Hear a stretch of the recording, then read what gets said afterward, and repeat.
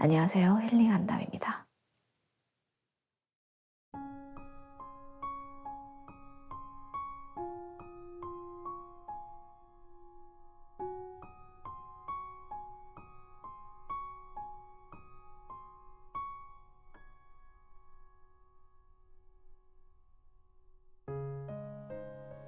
이번 시간은 김상훈 작가님의 와칭을 읽어드리려 합니다. 와칭은 총 2권으로 이루어져 있습니다. 1권에서는 와칭에 필요한 기본적인 개념 설명과 그 이해를 위한 다양한 사례들이 담겨 있고, 2권에서는 더 깊이 들어가 내용을 다루고 좀 더 구체적인 와칭법에 대해 알려줍니다. 저자는 의지만으론 도저히 안 되는 일들이 시각만 살짝 바꿔 바라봐도 거짓말처럼 쉽게 해결된다고 말합니다. 그 이유는 만물이 사람의 생각을 읽고 변화하는 미립자로 구성되어 있기 때문인데요. 이게 바로 책에서 이야기하는 양자물리학의 관찰자 효과입니다.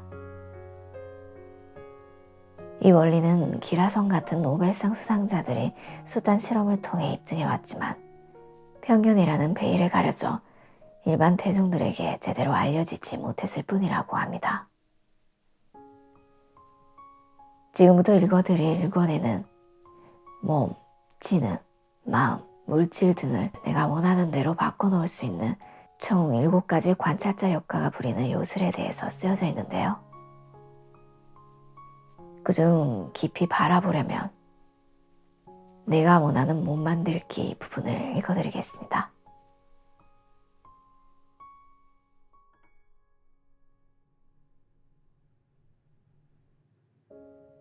와칭, 신이 부리는 요술.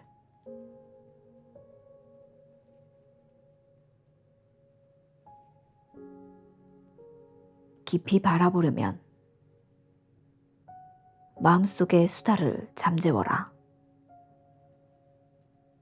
점심 식사 후 사무실로 돌아오는 길이다. 그런데 저 앞에서 한 직장 동료가 걸어오는 게 보인다. 꽤 친하게 지내는 입사 동기다. 당신은 가벼운 미소를 건넨다. 어? 날 못 봤나? 당신은 이번엔 크게 손을 흔들어 본다. 하지만 그 친구는 이번에도 무반응이다. 왜 못 본 척 하는 거지? 당신은 당황한다. 아무리 생각해도 그가 당신을 못 봤을 리는 없다. 자식, 승진했다고 날 무시하는 거야?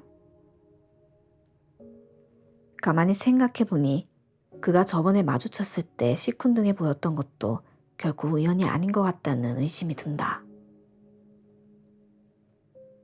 좀 더 깊이 생각해보니 그는 아예 처음 만났을 때부터 믿을 만한 친구가 아니었다는 생각도 버뜩 떠오른다. 얼굴도 못생긴 주제에.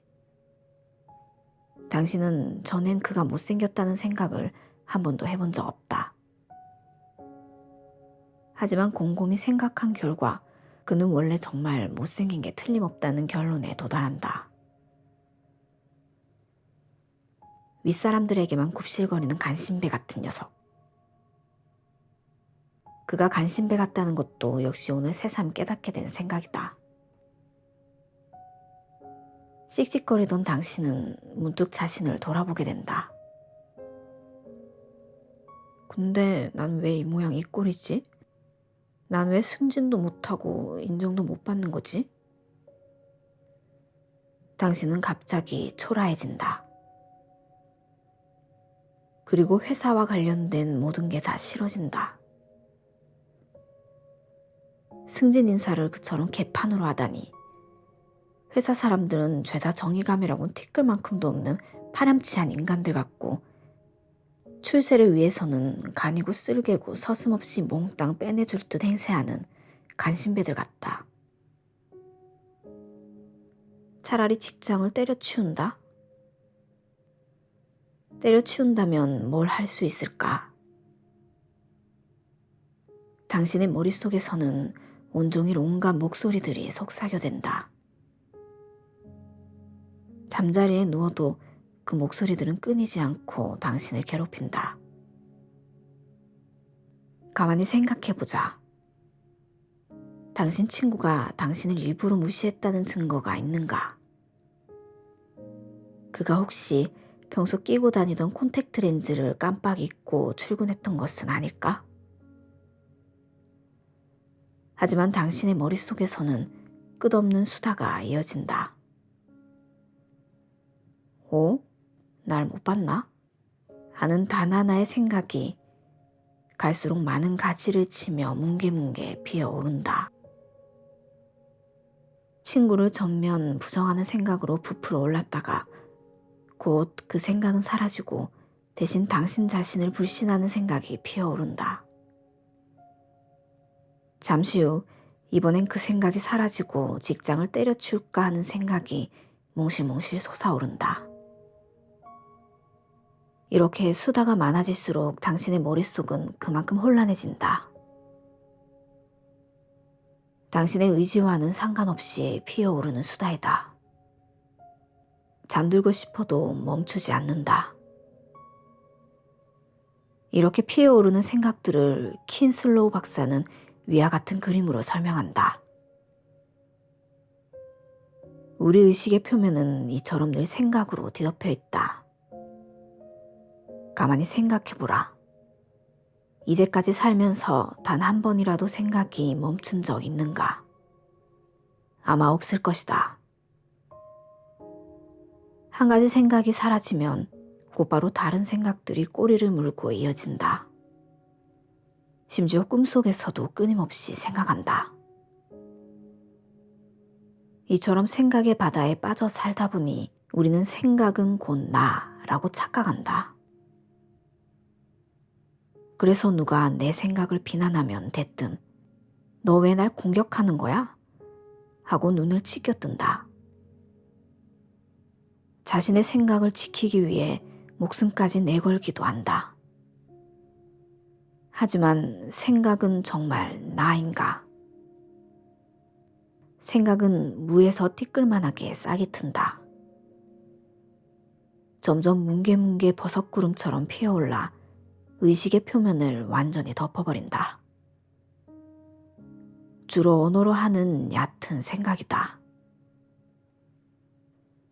심리학자 워런에 따르면 보통 사람들은 1분에 평균 최고 1300단어로 혼자서 수다를 떤다고 한다. 이런 생각은 피상적이며 선명한 이미지를 남기지 못한다.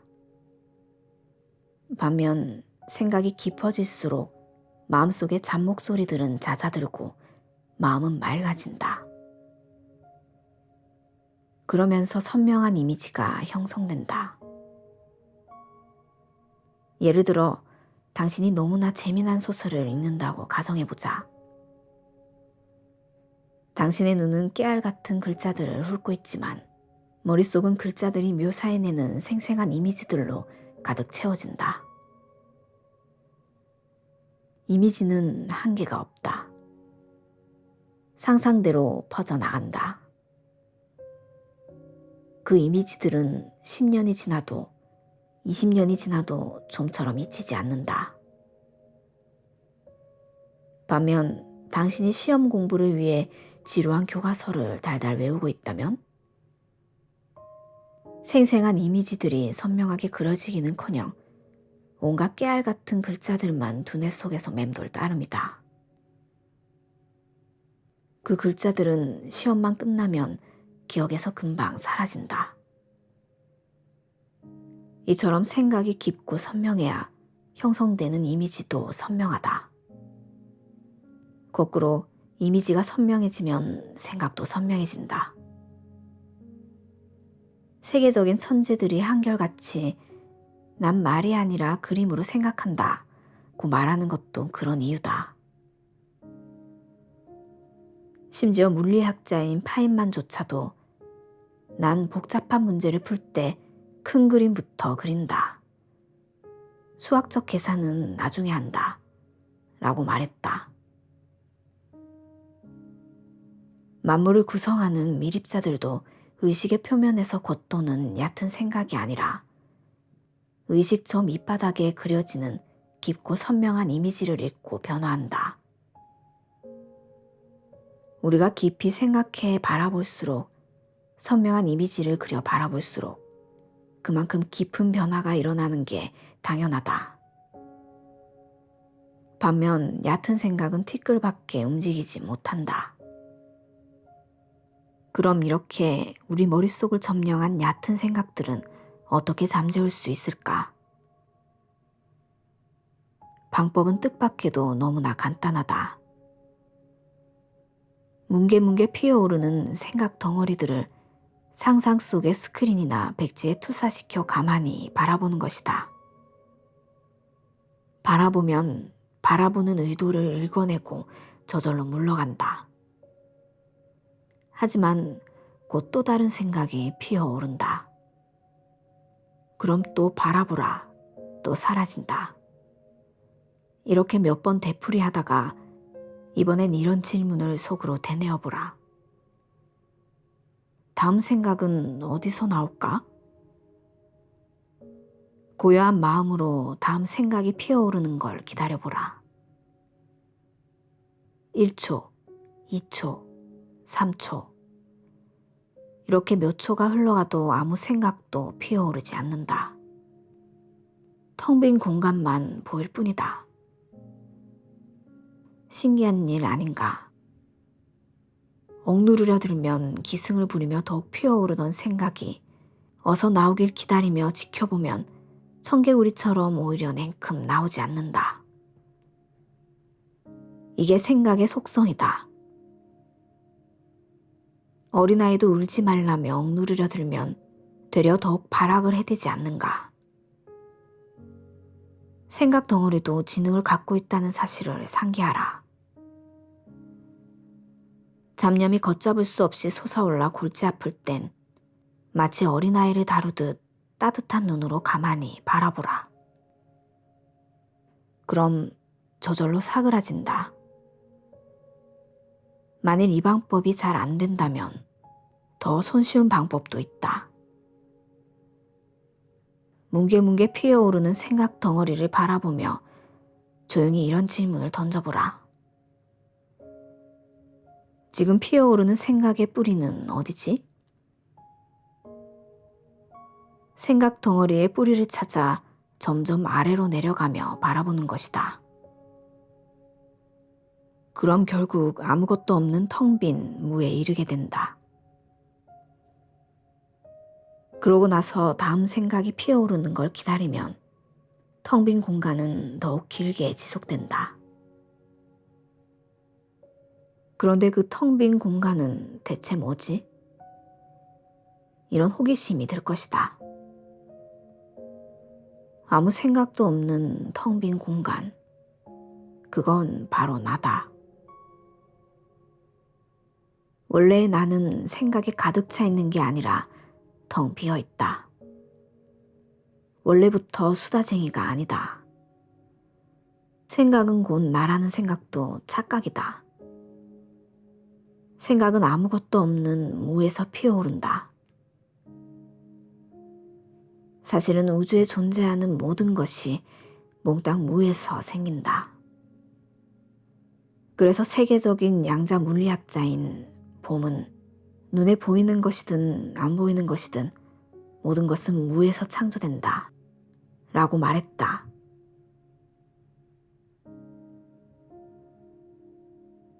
고요한 마음으로 바라보라. 둘째 아이가 유치원에 다니던 시절 우유를 잘 마시지 않았다. 체질적으로 유지방을 제대로 소화시키지 못하는 것 같았다. 그래서 나는 아침에 출근 준비를 하면서 종종 계란 반숙을 준비해주곤 했다. 냄비에 물과 계란을 넣고 5분쯤 지나 보글보글 소리가 나면 흰자는 거의 다 익고 노른자는 살짝 익는다. 그런데 이상한 현상을 발견했다. 보글보글 소리가 나기를 기다리며 계속 지켜보면 더디 끓는다는 것이다. 거꾸로 냄비를 지켜보지 않고 신문을 보고 있으면 어느새 보글보글 소리가 난다.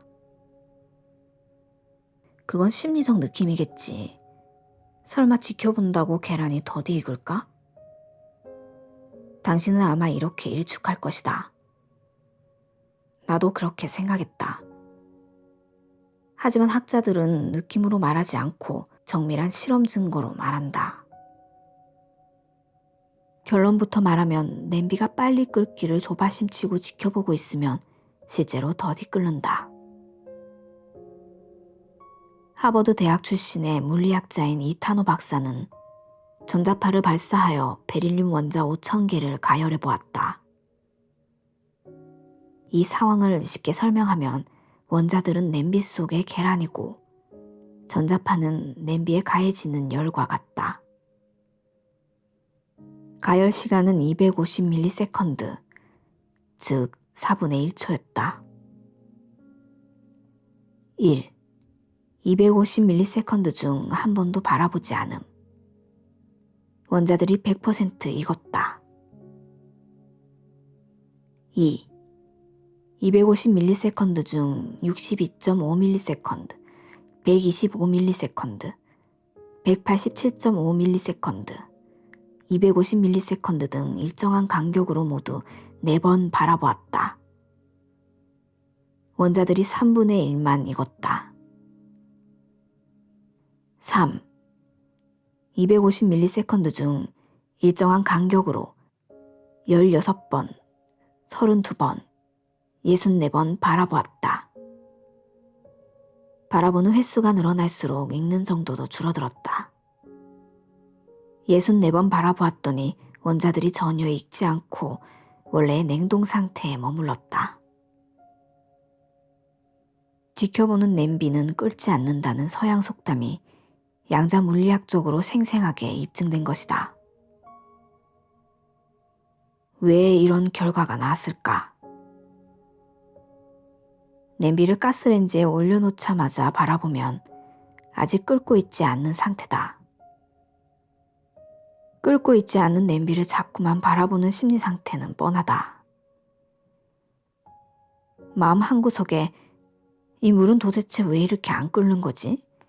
하고 조바심치는 생각이 섞여 있다. 이 생각은 보글보글 끓고 있는 냄비가 아니라 끓지 않는 냄비의 이미지를 그려낸다. 따라서 냄비 속의 물은 자연히 끓지 않는 냄비 이미지를 읽고 현실로 나타낸다. 조바심치는 얕은 생각보다 이미지가 훨씬 더 강한 것이다.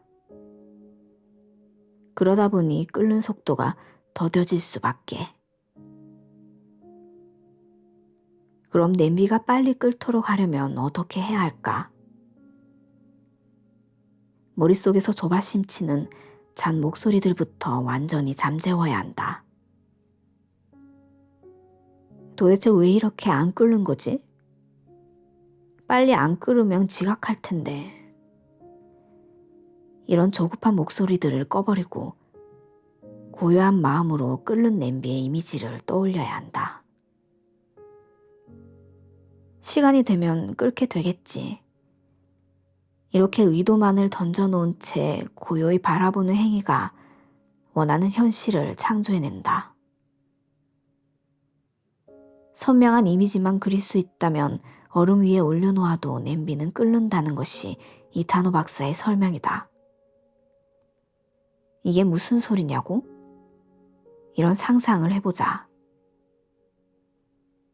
영하 수십 도를 오르는 혹한의 날씨에 당신은 얇은 옷만 걸친 채 바깥에서 달달 떨며 앉아있다. 그때 누군가 나타나 양동이에 가득 담긴 얼음물을 당신 몸에 확 끼얹는다.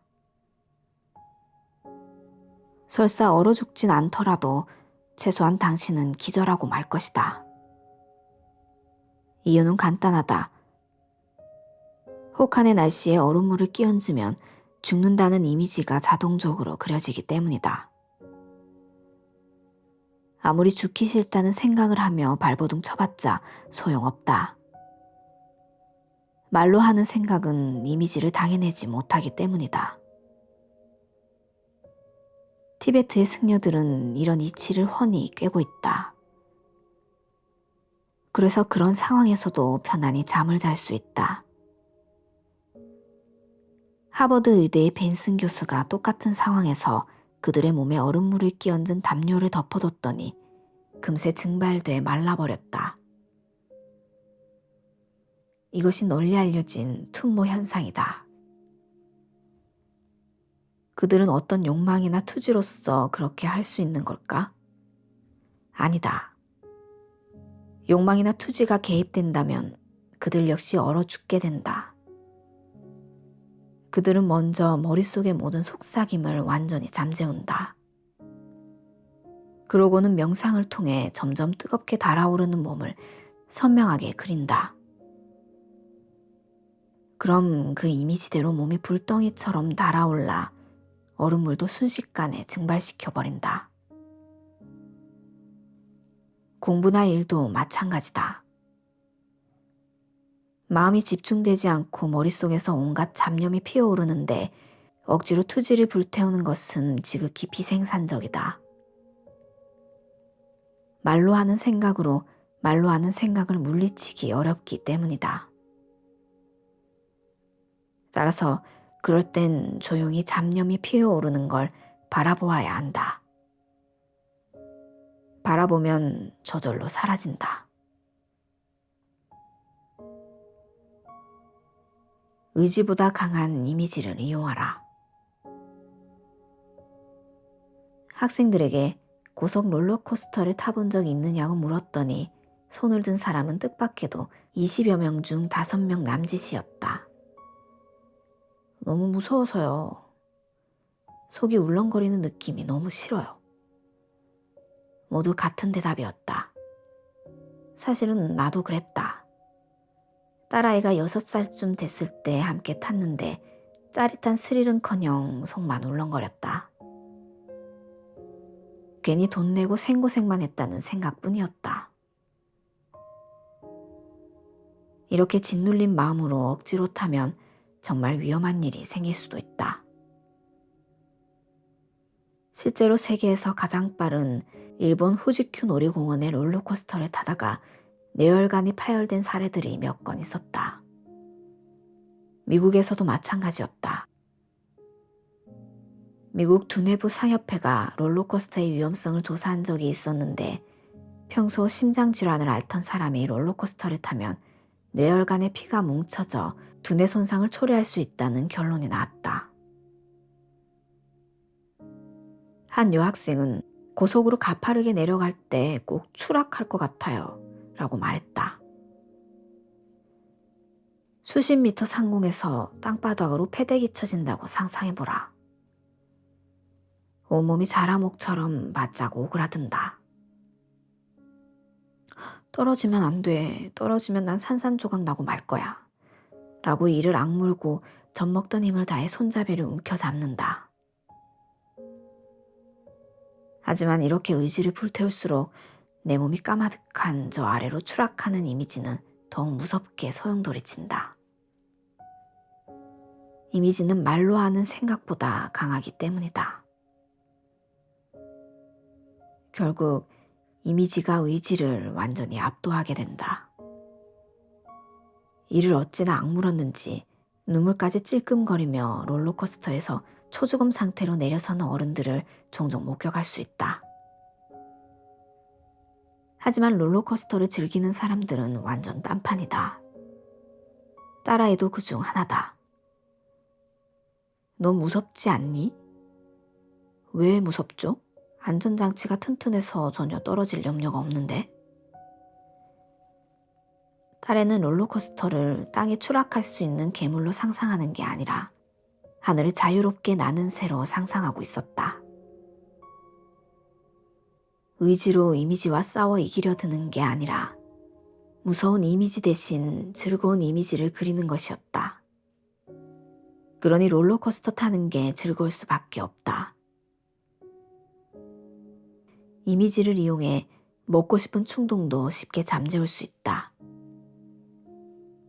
이런 상상을 해보자. 당신이 식사를 마친 후 앉아있는데 웨이터가 아이스크림을 후식으로 갖다 놓는다. 아이스크림이 입안에서 스르르 녹는 이미지가 그려진다. 하지만 당신은 다이어트 중이다. 저건 먹으면 안 돼. 이렇게 의지의 힘만으로 이미지를 짓누르자니 힘들다. 더 강한 다른 이미지를 그려야 한다. 저 아이스크림 속에서 구더기 3마리가 꿈틀거리고 있어. 꿈틀꿈틀 아이스크림을 파먹으며 누런 배설물도 배출하며 말이야. 이런 이미지가 생생하게 그려지면 그려질수록 먹고 싶은 충동도 그만큼 쉽게 가라앉는다. 의지는 말로 하는 생각이기 때문에 두뇌 속에서 맴돈다. 반면 이미지는 어떤가? 아마존강 유역의 깊은 밀림을 상상해보라. 빽빽한 열대 식물들과 활을 든 톡창민들의 이미지가 금방 떠오른다. 이처럼 이미지는 두뇌의 한계를 멀찌감치 벗어난다. 그러니 의지보다 수만 배, 수백만 배 더 강할 수밖에. 난 TV 인터뷰는 절대 안 해요. 인터뷰 섭외를 할 때 상대가 이렇게 나오면 보통 요지부동이다. 따라서 이런 말이 나오기 전에 상대의 기분을 좋게 만들어야 한다. 이럴 때도 말보다 강한 이미지를 이용하면 쉬워진다. 그래서 상대방에게 전화를 걸기 전 그의 웃는 얼굴을 그려본다. 좋다, 싫다, 될 거다, 안 될 거다 등의 어떤 가치 판단도 없이 상대의 웃는 얼굴을 짧은 순간 몇 차례 떠올린다. 길게 떠올리면 내 의지와 의심이 스며든다. 그런 다음 편안한 목소리로 전화를 건다. 안녕하세요. 저는 MBC의 아무개라고 합니다. 거기 누구누구 맞으시죠? 상대편에서는 10중8구 호의적인 목소리가 흘러나온다. 나는 낯선 사람을 만날 때도 같은 방법을 쓴다. 문을 열고 들어가기 전 몇 차례 그의 웃는 얼굴을 그린다. 그럼 영락없이 그는 기분 좋은 표정이다. 설사 웃고 있지 않더라도 호의적이다. 이런 일들은 그저 우연의 일치일까? 무뚝뚝한 사람을 원격으로 웃게 만든다? 설마. 당신은 아마 이렇게 생각할 것이다. 하지만 이미지는 거리와 상관없다. 눈을 감고 미국에 건너간 친구의 얼굴 이미지를 그려보라.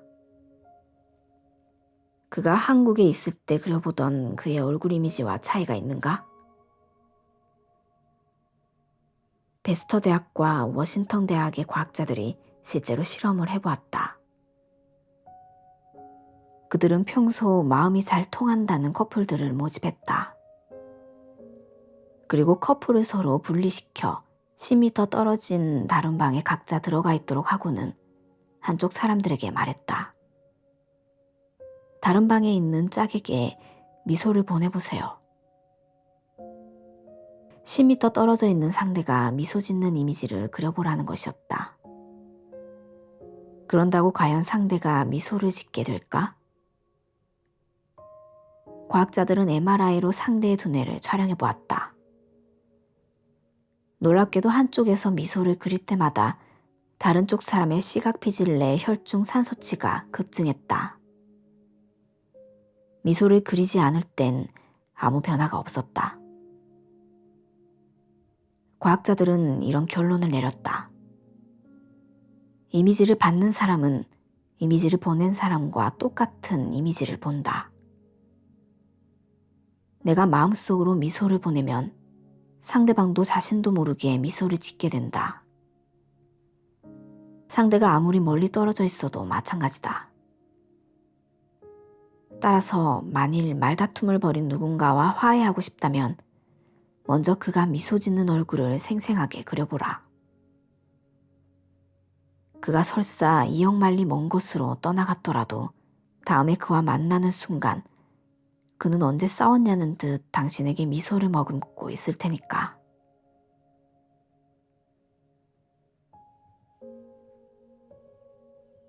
내가 원하는 몸 만들기. 체중이 날로 불어나 걱정이다. 하지만 그놈의 식탐은 통제불능이다. 어떻게 하면 음식 욕구를 쉽게 줄일 수 있을까? 함께 일하던 한 후배 여직원은 키가 160cm 정도였다. 하지만 체중은 65kg을 넘었다. 먹지 말아야지 하고 마음먹어도 음식만 보면 저절로 손이 가요. 유심히 살펴보니 정말 잘도 먹었다. 점심도 많이 먹었고 누가 간식을 시켜도 마다치 않고 먹었다. 저녁 회식 때도 마찬가지였다. 뭔가 채워지지 않는 내면의 욕구가 있었을까? 혹시 어머니는 집에 안 계신가? 엄마는 바빠요. 어릴 때부터 늘 바빴어요. 그녀의 어머니는 종교에 빠져 있었다. 모든 건 종교가 해결해 준다고 믿었고 어릴 적부터 가정보다 종교 활동이 우선이었다. 알고 보니 그녀는 어머니로부터 못 받는 애정을 무의식적으로 음식으로 채우려 드는 것이었다. 음식 충동을 외면하지 말고 어린아이처럼 달래봐. 식탐이라는 욕구도 엄연히 독자적인 생명과 지능을 가진 존재이다. 달래다니요? 어떻게요? 식탐은 마음속에 존재하는 괴물이지. 그러니까 마음속에서 먹이를 실컷 먹여봐. 그럼 잠잠해질 테니까. 그녀는 농담이려니 생각했는지 픽 웃었다. 그래서 내가 다시 말했다. 뭔가 먹고 싶을 때 마음속에서 실컷 먹어봐. 실제로는 먹지 말고.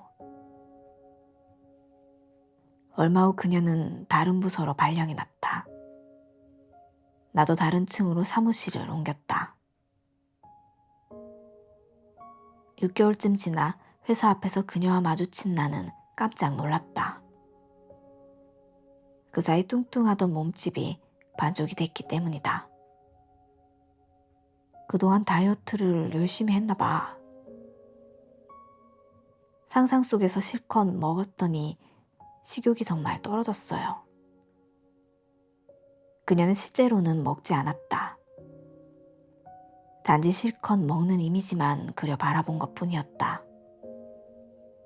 그러자 그녀의 머릿속에 도사리고 있던 충동이 누그러졌고 실제로 실컷 먹은 것처럼 식욕도 떨어졌다. 카네기 멜론 대학 연구진은 이런 효과를 실험을 통해서 확인했다. 남녀 400명을 두 그룹으로 나누고 절반에게는 초콜릿을 한 알씩 옮기는 이미지를 그려보도록 했다. 그리고 다른 절반에게는 한 알씩 먹는 이미지를 상상하도록 했다. 그런 다음 모두에게 진짜 초콜릿을 주고 말했다. 여러분이 원하는 만큼 자유롭게 드세요. 어느 쪽이 더 많이 먹었을까? 초콜릿을 먹는 이미지를 상상했던 사람들은 다른 그룹에 비해 절반밖에 먹지 않았다. 먹고 싶은 충동을 억누르지 않고 끄집어내 객관적인 눈으로 따뜻하게 바라보니 충동이 누그러져 실제로 이미 먹은 효과가 나타났던 것이다. 실험을 주도한 모우웨지 교수는 이렇게 조언한다. 햄버거를 먹고 싶은 충동이 들면 햄버거를 잔뜩 먹는 이미지를 그려 바라보세요. 고기를 먹고 싶다면 고기를 잔뜩 먹는 이미지를 그려 바라보세요. 그런 먹고 싶은 충동이 가라앉으니까요. 우리가 자신도 모르게 많이 먹게 되는 건 먹고 싶은 충동을 억누르기 때문이다. 식탐 괴물도 나름대로 지능과 자존심을 갖고 있다. 만일 당신이 식탐이라면 화나지 않겠는가? 왜 억눌러 대는 거야? 왜 날 무시해? 당신은 오기가 생겨 더욱 이를 갈며 먹어댈 것이다. 식탐도 마찬가지다. 따라서 당신이 식탐의 감정을 이해해주고 따뜻한 마음으로 바라보면 식탐도 조용해진다. 어차피 그가 원하는 건 실제 음식이 아니라 마음속의 가짜 음식 아닌가.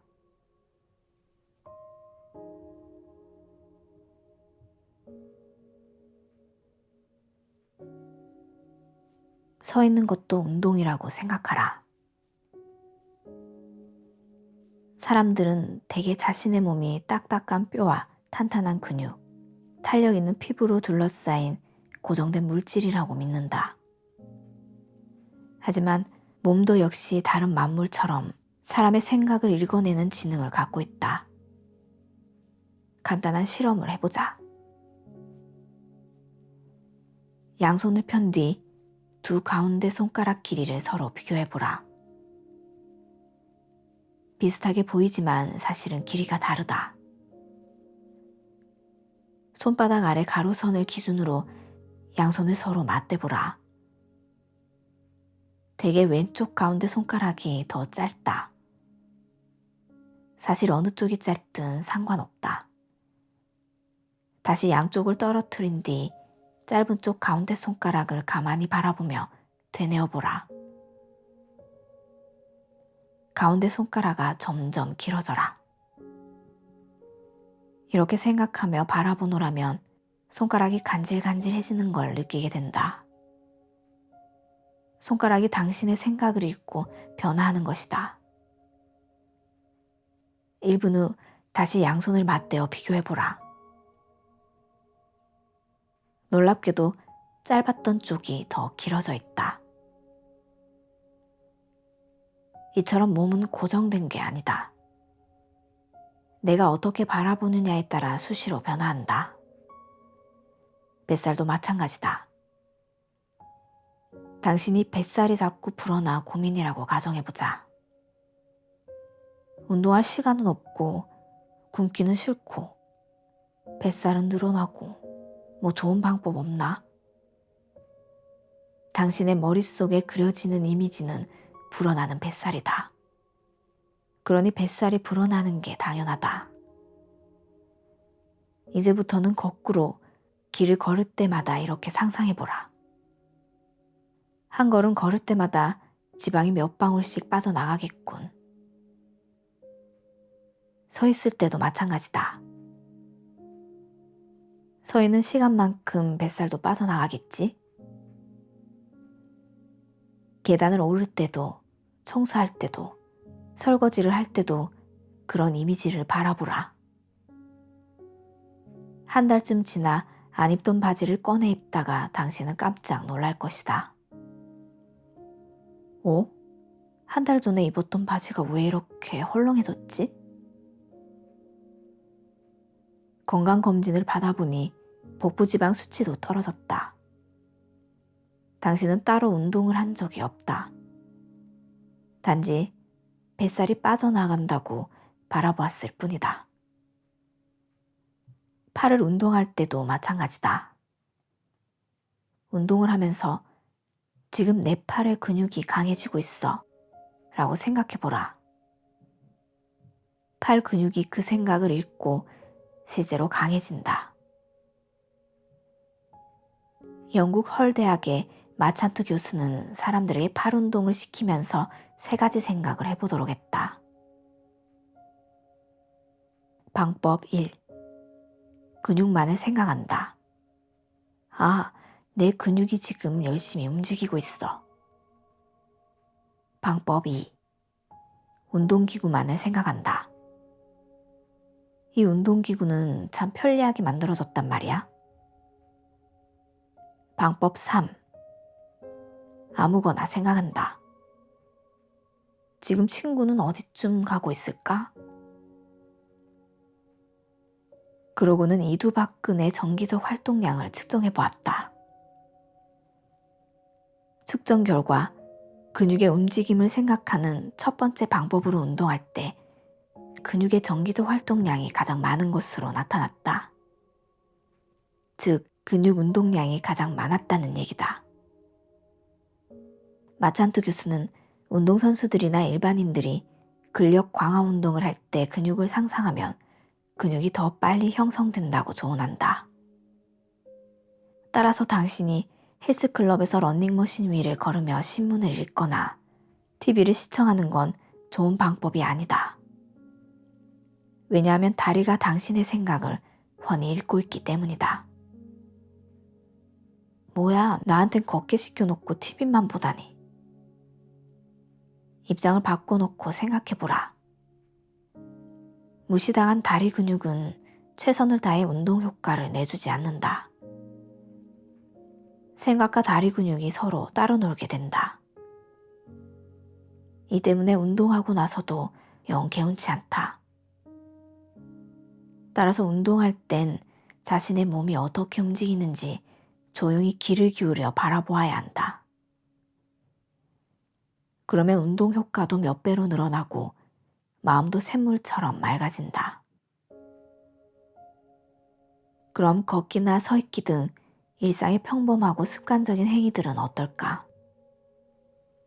운동이라고 생각하면 몸이 그 생각을 읽고 실제로 운동 효과가 생기도록 해줄까? 예를 들어 연하는 출퇴근길에 걸으면서 이렇게 생각한다. 걷는 것도 운동이야. 버스를 기다리거나 버스 안에 서 있을 때도 마찬가지다. 서 있는 것도 훌륭한 운동이야. 과연 연하는 실제로 땀을 뻘뻘 흘리며 운동하는 것처럼 살이 빠지고 몸도 튼튼해질까? 우선 난 운동하고 있어 혹은 난 운동 못해 라는 식의 간단한 생각이 몸에 어떤 영향을 끼치는지부터 알아보자. 스웨덴의 생리학자 살티는 젊은이들에게 이렇게 말해보았다. 앞으로 3주간 아무 운동도 하지 말고 침대에 누워 푹 쉬세요.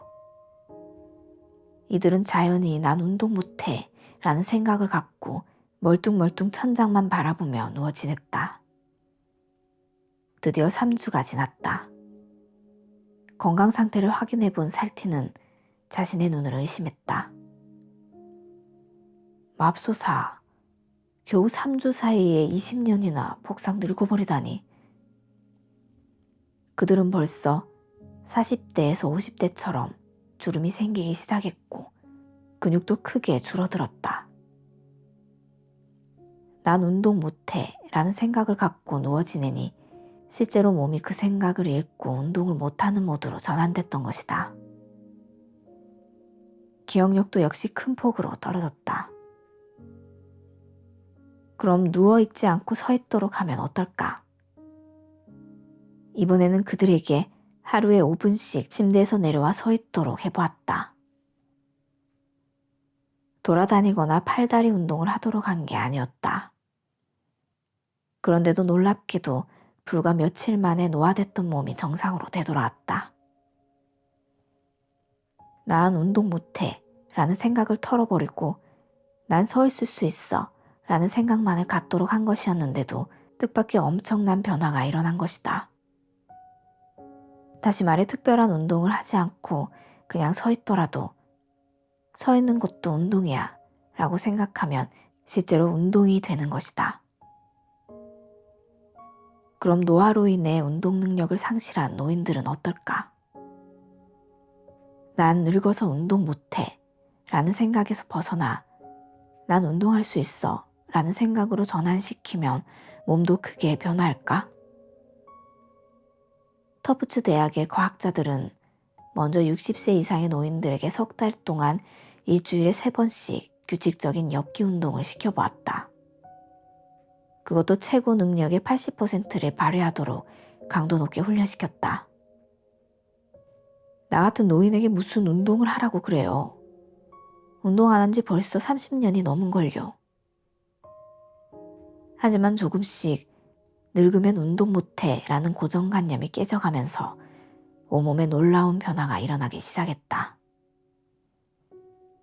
다시는 늘어나지 않을 것 같았던 근육은 2배, 3배 이상 커졌고 무거운 물건도 번쩍번쩍 들어올렸다. 무기력증, 우울증 등의 증세도 사라졌다. 과학자들은 더 큰 호기심이 들었다. 95세 이상 노인들도 이렇게 변화할까? 처음에 95세가 넘는 백발노인들은 손가락 하나 까딱 안 알아들었다. 내가 저걸 들었다간 그 자리에서 기절할지 몰라요. 하지만 실험 결과 그들 역시 운동량이 늘어가면서 마치 20대 젊은이들처럼 혈기왕성하게 돌변했다.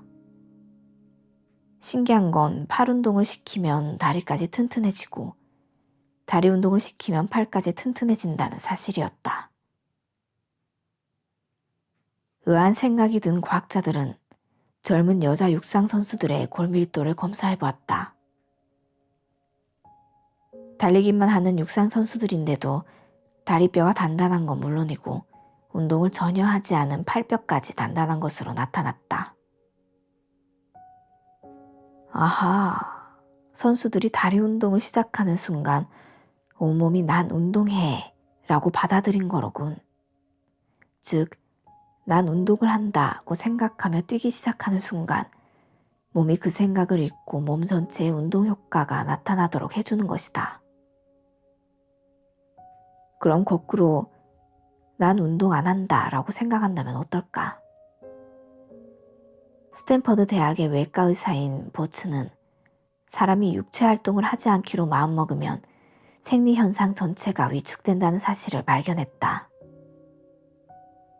심장, 관상동맥 등 심혈관계가 약화되고 비만이 심해지며 조기 노화 증세가 나타나기 시작하는 것이었다. 양자 물리학자들은 이렇게 설명한다. 몸과 마음은 한 덩어리의 전기 에너지다. 마음을 간지리면 몸이 웃는다. 쉽게 말해 내가 손가락 하나를 까딱이며 손가락을 까딱이는 것도 운동이야 라고 생각하면 몸 전체의 운동 효과가 나타난다는 것이다. 따라서 걷는 것도 운동이야, 서 있는 것도 운동이야 라고 바라보면 실제로 운동 효과가 온몸에 고스란히 나타난다. 관찰자 효과가 부리는 요술이다.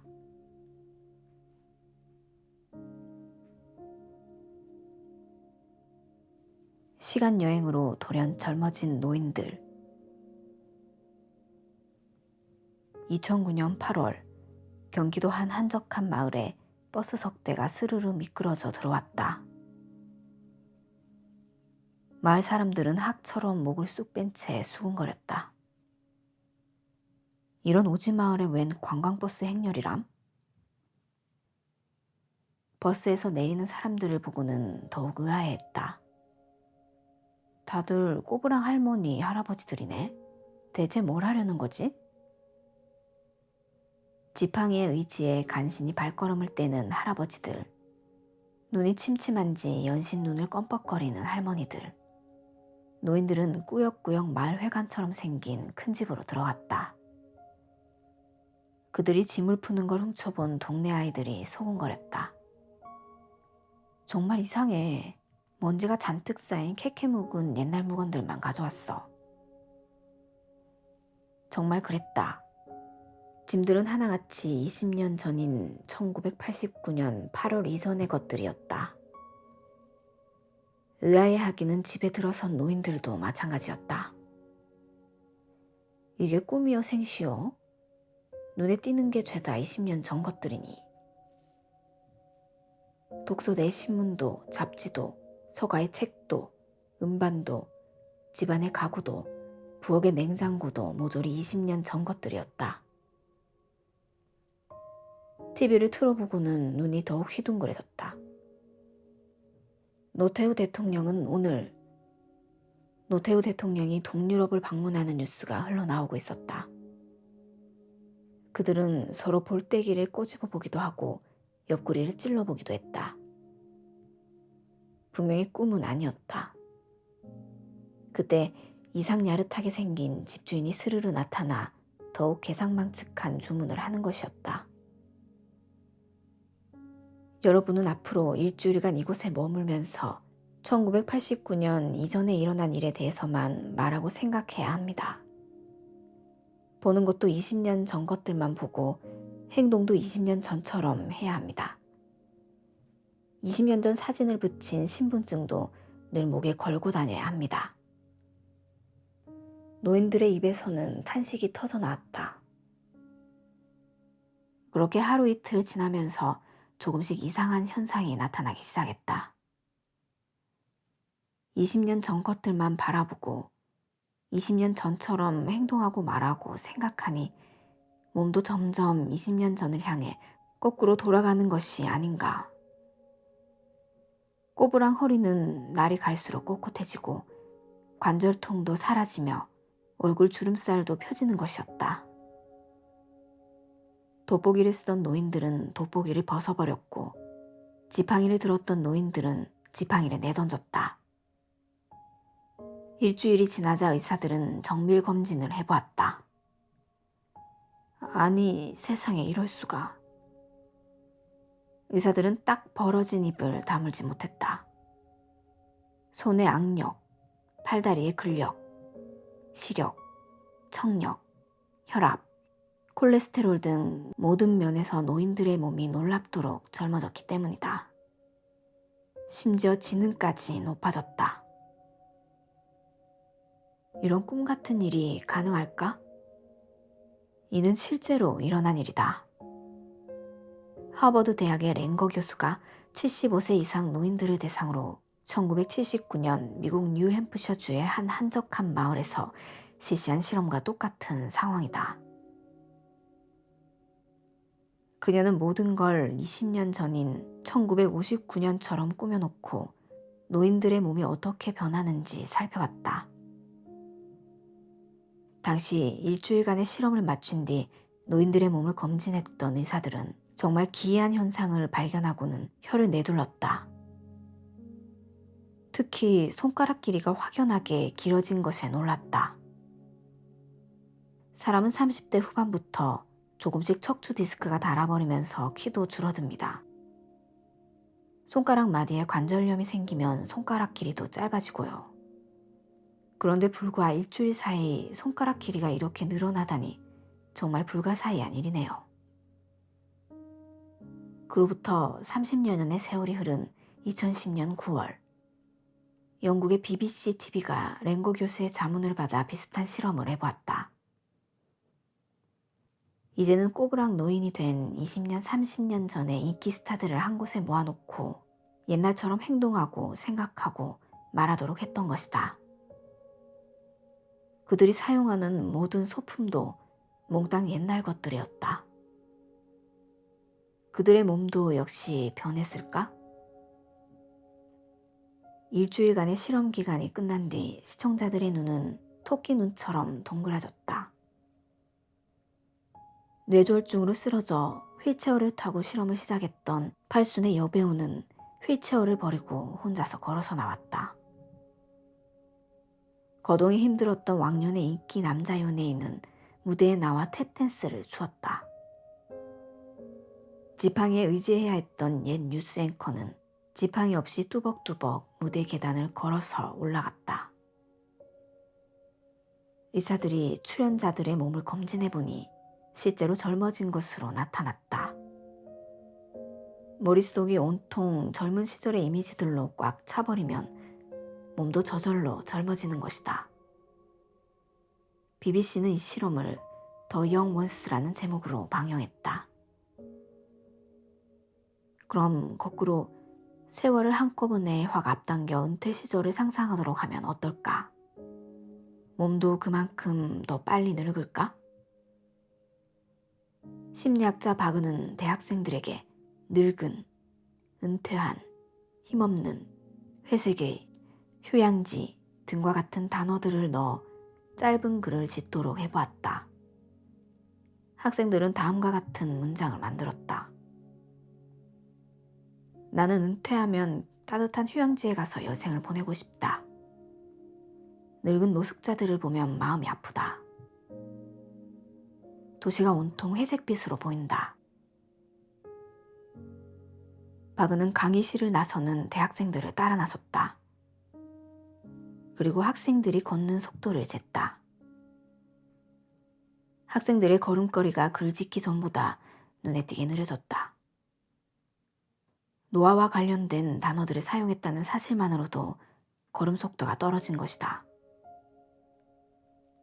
비록 짧은 순간이나마 약 40년은 후에 은퇴 시절을 바라보도록 하니 몸도 마치 빨리 감기를 시킨 테이프처럼 벌써 빨리 늙어갈 기미를 보이기 시작했던 것이다. 그럼 도대체 젊어지려면 어떻게 하란 말이야? 집안을 온통 20년 전으로 꾸며놓을 수도 없는 노릇이고. 당신은 아마 이렇게 항변할 것이다. 랭고 교수의 대답은 간단하다. 나이가 들면 몸도 불가항력적으로 늙어갈 수밖에 없다는 바로 그 생각이 몸을 늙게 만드는 겁니다. 시각만 바꾸면 몸도 얼마든지 변할 수 있다는 사실을 깨닫는 것 자체만으로 노화 속도도 변하기 시작하죠. 다시 말해, 나도 나이에 상관없이 젊어질 수 있다는 가능성을 열어놓는 것 자체만으로 젊음이 스며든다는 것이다. 반면 노화는 불가항력적으로 일어나는 현상이라고 바라보면 노화는 가차없이 진행된다. 이처럼 우리의 몸은 바라보는 대로 현실화된다.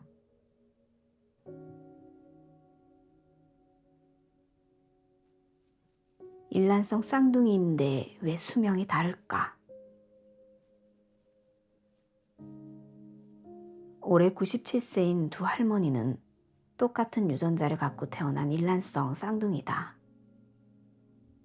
하지만 겉모습부터 달라 보인다. 왼쪽의 태소로 할머니는 젊은이처럼 등이 곱고 이도 튼튼하다. 교회나 시장에 갈 때 직접 운전도 한다. 하지만 몇 초 뒤에 태어난 오른쪽의 동생은 이미 엉덩이 뼈가 부러져 인공뼈를 이식받았고 시력도 거의 완전히 상실한 상태다. 대소변도 마음대로 못 가리는 데다 몇 년 전부터 치매까지 찾아왔다. 이들만 그런 게 아니다. 모든 일란성 쌍둥이의 건강 상태나 수명은 서로 다르다. 둘 다 똑같은 유전자를 물려받고 똑같은 부모 밑에서 어린 시절을 보냈고 같은 지역에서 젊은 시절을 보냈는데 왜 이렇게 다를까? 예일 대학의 레비 박사팀이 노년기에 접어든 노인들에게 물었다. 여러분은 나이가 들어가는 걸 어떻게 생각하시나요? 어떤 노인들은 이렇게 대답했다. 나이 들면 건강은 나빠지게 됐어요. 내 건강도 당연히 나빠질 겁니다. 또 다른 사람들은 나이 듦을 달리 바라보았다. 나이가 무슨 상관인가요? 나이 들어도 얼마든지 건강할 수 있는데. 연구팀은 20년 후 노인들을 추적해보고 깜짝 놀랐다. 나이가 들면 건강은 당연히 나빠지게 돼 있다고 대답했던 노인들은 하나같이 건강이 나빴거나 사망했다. 반면 나이가 들어도 얼마든지 건강할 수 있다고 응답했던 사람들은 하나같이 건강했다. 후자들은 전자들보다 무려 평균 7년 반이나 더 오래 살았다. 바라보는 대로 현실로 나타난 것이다. 심장병을 막는 가장 큰 비결은 잦은 병원 치료가 아니라 바로 마음이라고 한다. 핀란드 의학자들이 심장병 위험이 있는 중년 남성들에게 1년에 몇 차례에 걸쳐 이런 조언을 해줬다.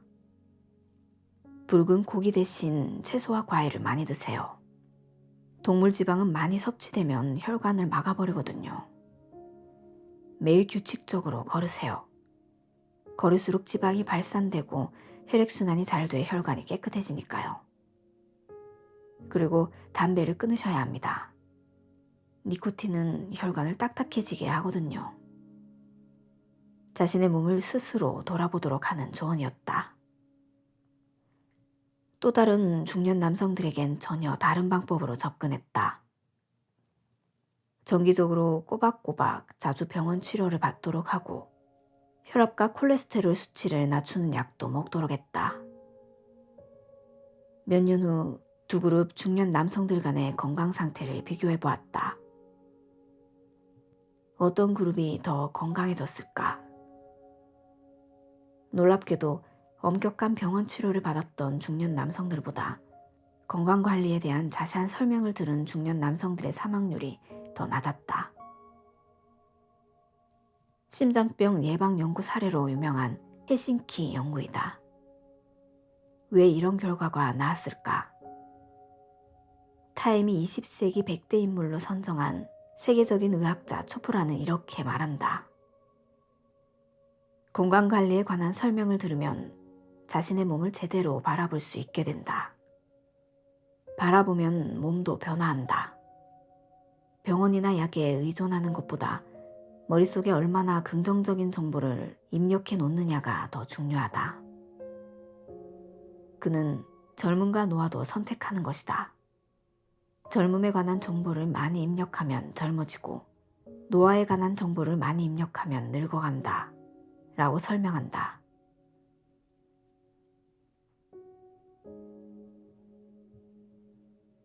머릿속을 어떤 이미지로 채울 것인가? 수업 시간에 한 학생을 앞으로 불러 간단한 실험을 해보았다. 진표군, 한 팔을 옆으로 쭉 뻗어보세요. 그리고 조용히 눈을 감고 가장 수치스러웠던 장면을 떠올려 보세요. 그가 눈을 감고 나서 조금 지나 내가 팔을 슬쩍 내리 눌렀다. 팔이 힘없이 툭 떨어졌다. 이번에는 가장 평화로운 장면을 떠올려 보세요. 내가 또 팔을 슬쩍 내리 눌렀다. 이번에는 팔이 끄떡 없었다. 내가 더 힘을 줘서 눌렀는데도 그의 팔은 내려가지 않았다. 왜 이런 현상이 나타날까? 수치스러운 장면을 떠올리면 얼른 도망치거나 숨고 싶다. 몸이 바짝 오그라들면서 자기 방어를 위한 벽을 세우게 된다. 반면 평화로운 장면을 떠올리면 긴장이 풀린다. 방어의 벽이 허물어지고 몸이 열린다. 마음의 벽을 세우면 우주의 기운이 스며들지 못하고 벽을 허물면 스며들어오는 것이다. 눈에 보이지 않는 벽도 눈에 보이는 벽과 똑같은 위력을 발휘한다는 사실을 상기하라. 당신이 끔찍한 시련을 겪었다고 상상해보자. 머릿속이 돌연 텅 빈 느낌이다. 하루 24시간 머릿속을 채웠던 연인이 떠났다고 생각하니 실제로 머릿속이 텅 비는 것이다. 정신이 멍해지니 밥도 먹기 싫고 누구를 만나거나 책을 보는 것도 싫다. 그러면서 온몸의 힘도 빠져나가 초조감 상태로 누워있기만 한다. 그러던 차에 웬일로 옛 연인이 전화를 걸어와 울먹이며 용서를 구한다. 당신은 침대에서 벌떡 일어난다. 텅 비었던 머릿속이 다시 연인에 대한 사랑으로 가득 차오르면서 초조감 상태에서 초능력 상태로 깜짝 변신한다. 정신의학자 호킨스는 평화, 기쁨, 사랑 등을 느낄 때 가장 많은 에너지가 흐르고 수치심, 죄책감, 무관심 등을 느낄 때 가장 적은 에너지가 흐른다고 분석한 바 있다. 캘리포니아 대학의 사회학자인 필립스가 미국 군인 1251명의 사망률을 조사해보니 생일을 두세 달 앞두었을 때가 가장 낮았고 생일이 지난 뒤 3개월 이내가 가장 높았다. 생일 때 가족들로부터 축하 연락을 받는다는 기대가 커지면 에너지가 넘쳐 흘렀다가 기대가 사라지면 에너지가 빠져나갔기 때문이다. 그럼 노인들은 어떨까? 필립스는 중추절을 전후한 중국 노인들의 사망 기록도 조사해 보았다. 아니나 다를까 중추절 전후의 사망률은 35%나 뚝 떨어졌고 중추절 다음 주의 사망률은 거꾸로 37%나 쑥 치솟았다. 중추절 전주엔 멀리 떨어졌던 사랑하는 가족들의 얼굴들이 머릿속을 가득 채우니 온몸에 힘이 넘쳐 흘렀고 중추절 다음 주엔 가족들이 한꺼번에 떠나버린 텅 빈 집안만 보이니 힘도 쑥 빠져나갔기 때문이다. 이처럼 내 머릿속을 어떤 이미지로 채우느냐에 따라 내 몸도 달라진다. 젊은 이미지로 채우면 몸도 젊어지고 평화롭고 사랑스러운 이미지로 채우면 몸도 활기차고 건강해진다. 당신은 오늘 하루 어떤 이미지로 머릿속을 채우고 살아갈 것인가?